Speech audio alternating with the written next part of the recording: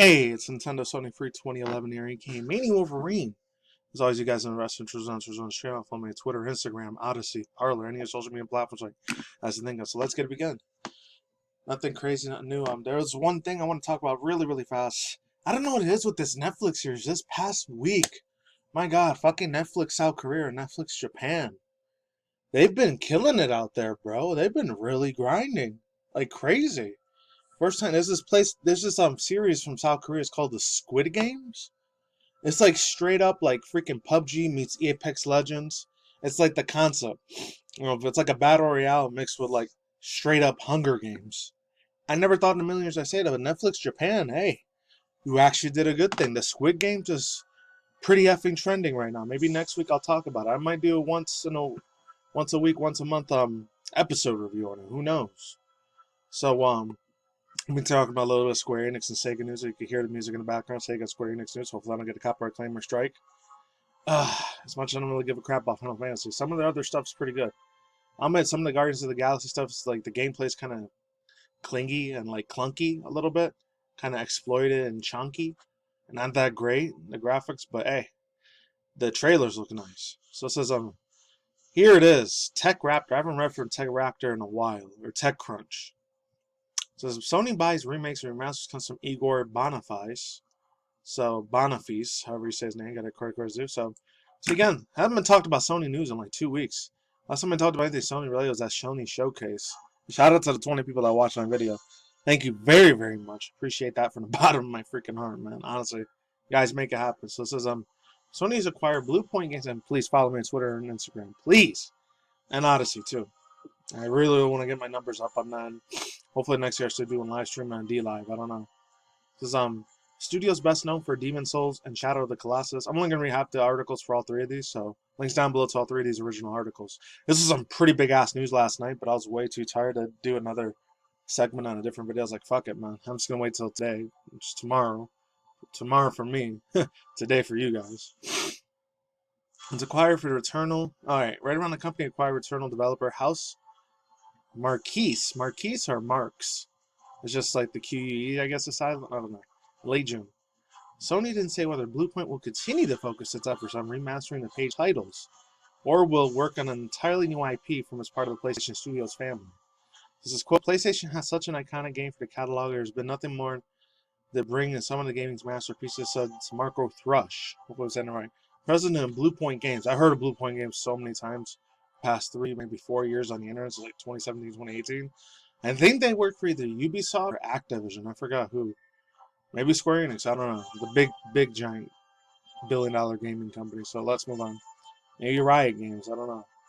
So it says Marco Thrush, Bluepoint Games says becoming a part of the PlayStation Studios empowers our team to raise the quality effort further and creating more impactful experiences of the community. Of course it does. They're gonna get paid to say that. Yeah, of course they're gonna have new IPs and stuff for any other things. Of course, this is the guy that's like one of the CEO guys on their like corporate PR fluff fools that were saying this thing.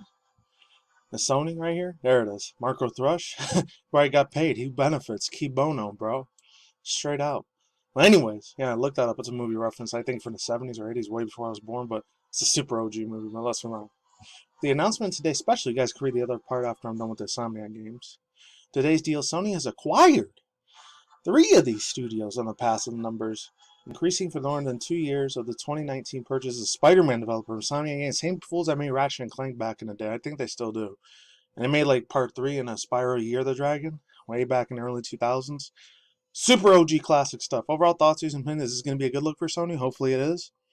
If it ends up being bad and they end up buying real crappy little studios, that's going to suck. Unless it's something like Guerrilla Studios or Ubisoft Toronto. It might be pretty fucking good. Or Santa Monica Studios, something that huge. The ones that made God of War are still making God of War Ragnarok. Just waiting for that freaking time date and arrival for that God of War Ragnarok game to come out. Anyways, I really like this stuff here. Square Enix reveals Minimalist. And that's called Minimalist RPG dungeon game. Once again, I'm not going to look through all the artwork for this game.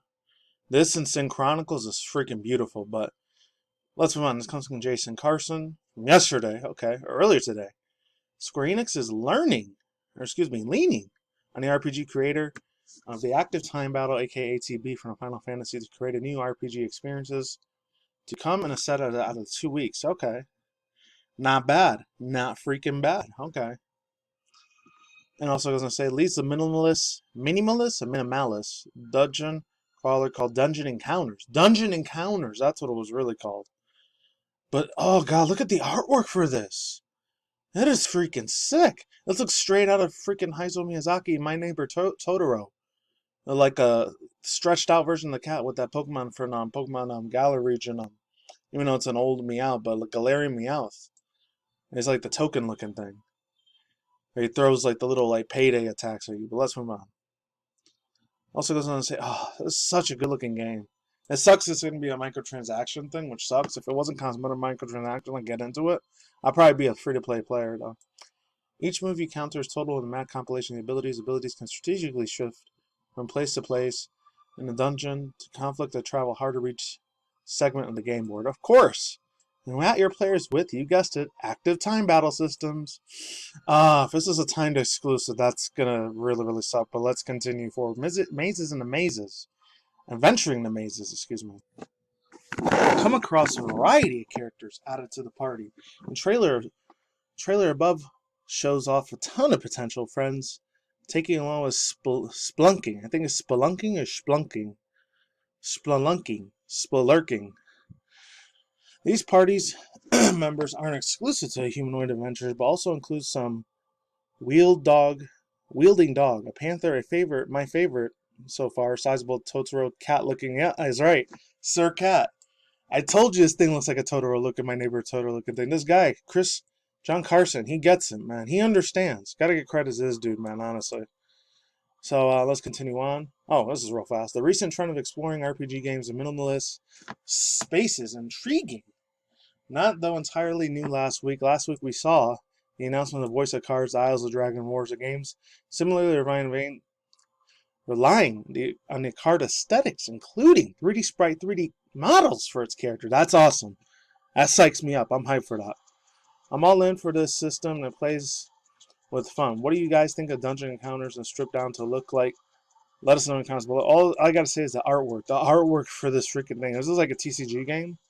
Or freaking like WOTC, even though I'm not crazy about D&D, Dungeons and Dragons, there is Magic the Gathering. If I was in Magic the Gathering, I'd be way more extra hyped about this. Gives me a lot of Magic the Gathering vibes. Some of their cards look freaking phenomenal as hell. Honestly, they look really effing good. Now let's move on to the third final video of the day. I have to do it. You know I gotta do it to him. Actually, yeah. I'm trying to play some old school Phantasy Star shit on here. Hopefully you guys can hear it. There it is. Old school Phantasy Star Online, Sega Saturn, I think. Synchronicles. Sega announced at Tokyo Game Show 2021. Some of this freaking artwork is fucking nice. I'm just so addicted. I'm like a flying ant. And it's like I'm a moth to a flame when it comes to a lot of this Japanese JRPG art style artwork. If it looks like that, I'm down for it. I don't care if it's a smartphone like game. Hopefully it's not a gacha game to get weapons. So it says choices that change the story, party members of no gacha games to the weapons, character profiles, and more. My god. So it says Sega announces the Tokyo Game Show 2021. I don't know if Sunday or Monday. I'll try to do it Sunday, but I usually don't do videos Saturday or Sunday, but I'll try. I'll try on Sunday or Monday to try to do like a reaction review segment to this thing. This Tokyo Game Show lasts for what, 3 days? October 2nd and October 4th? That's going to be a while. Say, it's characters online, cast gameplay, more of a gameplay concept on how the relying gacha game system also explained. The release in Japan for Synchronicles was also announced. So TGS, Tokyo Game Show presentation, features Synchronicles General Director John, I'm probably going to butcher this name, Matsunaga, and several other members, Haruka Koruki, Ban Tatio, Aoyuki, and Shizure Izawa, I don't know. Keep in mind, Synchronicles is not announced outside of Japan yet, so all the stories might be localizationed officially in a different way, and many different translations. Look at this fucking artwork. Look, I gotta show you the artwork, man. Artwork speaks for itself. Dude, look at this, man. Oh my god, it's so good. This gives me a lot of old school Xenogear and Phantasy Star Online 2 vibes, bro. Now so big in old school Fantasy Star Online 2. Look at that. I'm only going to read a little bit of this here. I'm going to jump around a little bit. Protagonist, mascot, and cast. First details for Sin Chronicles. So all the playable characters. All the playable characters, including the protagonist of Sin Chronicles, are part of Boundary Nights. I don't know what Boundary Nights is. I think I'm playing Xenoblade Chronicles 3 music. Oh, God. It gives me so many. Not Xenoblade Chronicles 2, but Phantasy Star Online, too. I know it's like typical Japanese anime manga looking stuff, but, you know, I'm a weeaboo. I'm a freaking damn otaku weeaboo hikikomori. I still like talking about this shit. It's a Sega-related thing. Sin Chronicles, Sega RPG. That's legit. Look at that. Announced at Tokyo Game Shows. This is real, bro. Big ups to DualShockers for talking about this, man. So it says, yeah, during his first battle, the protagonist is a mysterious chronicle looking in the pet scale with Mythios to save him, help in a tie battle. Thanks to his newfound powers and achievements, I swear to God I'm not shilling for smartphone app games or microtransaction cosmetics or DLC. No $1 billion Japanese Sega, Nintendo, or fucking Square Enix isn't paying me to say this. I naturally, in my fucking heart, soul, and spirit, I'm legitly, I love this fucking artwork, dude. It is so beautiful, bro. Even though I'm not crazy about MMORPGs, JRPGs, they're pretty decent. Last one I got into was Triangle Square and Octopath Traveler. I played that shit for like 2.5 freaking years. My gosh, it's like 2018. Or I think it was 2019 when it came out. I didn't tell you about that, but it's the artwork and the voice acting. My God, the voice is so good. Look at this. This is like a Monster Hunter Sin Chronicles or Square Enix version of freaking Umbreon from Pokemon. That looks so badass, bro. Muitos is okay. Muitos isn't human; is a mysterious spirit that was sealed in the Chronicles. Muitos recognized the protagonist, was removed from the seal and blessed with him in the poor Boundary Nights. To each have a spiritual blessing, but Muitos is stronger from the others and himself in the Great Spirit. My God, look at that! As a reminder, the heroines of Japanese differences of protagonist roles, they pivot in the main story romantic relationship of the protagonist. It definitely isn't a Requiem that are also games, not even non-human. Characters of the heroine role such as Super Robot War series. They're from other series? Look at this.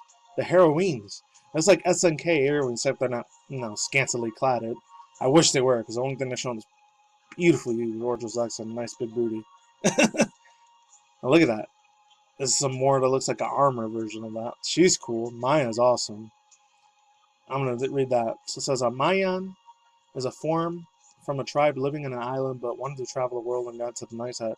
The timestamp below, we got to see the story gameplay of Camp Seed event on Maya.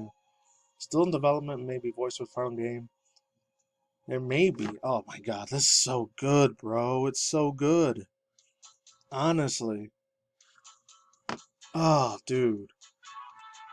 Alright. They never specify Sin Chronicles full voice low. Look at this. 10-minute gameplay. Oh yeah, so I'm just going to stop here. It says, moreover, the Sin Chronicle will also have guest star appearances.